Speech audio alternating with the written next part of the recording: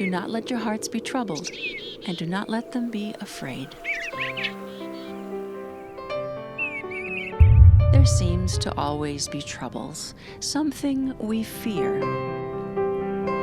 When Jesus spoke the words 2,000 years ago, "Do not let your hearts be troubled," it was no different. Occupation by a brutal foreign power, diseases with no cures, friends squabbling over politics and ideas. Do not let your hearts be troubled. Believe in God. Believe also in me.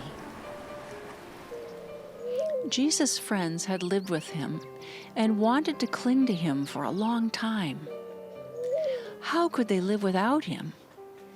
And now he's saying that he's leaving them, but not to worry? That they already know the way to where he is going, and they will be with him again? As usual, his followers did not understand. Jesus said, "I am the way." People have met the risen Christ in the most unexpected places. I have a friend who likes to travel. And when he travels, he talks to people. So of course, when he goes to a far-flung corner of China, he went with a guide interpreter because he couldn't get through the country without talking. And he has an interesting combination of naivety and wisdom, and so people love to talk with him. He's very engaging. In a very small corner of China, he met a couple, elderly, been living there all their lives, never heard of Christianity. Now my friend can't go 5 minutes without talking about Jesus. So when he brought up Jesus, this couple listened intently to his stories, to what had happened in his life because of Jesus. And then they slowly turned to one another and began to smile. They turned back to my friend and said, "Oh, so that's his name." How is it that a couple who'd never heard of Christianity had met the risen Christ?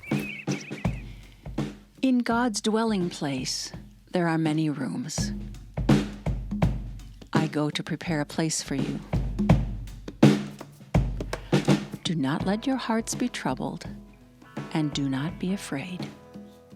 Well, what about pain, suffering, even death? Jesus told us that we are never alone, and worrying will not make the situation better. Even death, which many fear, is not the end. As a spiritual leader has often quoted, death is perfectly safe. Where do you see extraordinary acts of compassion? The risen Christ is there. When do tears come to your eyes out of love for others? The risen Christ is there.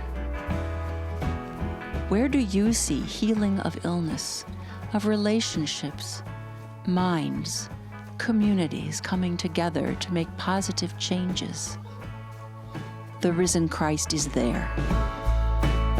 Where do people experience caring when they had been lonely? The risen Christ is there.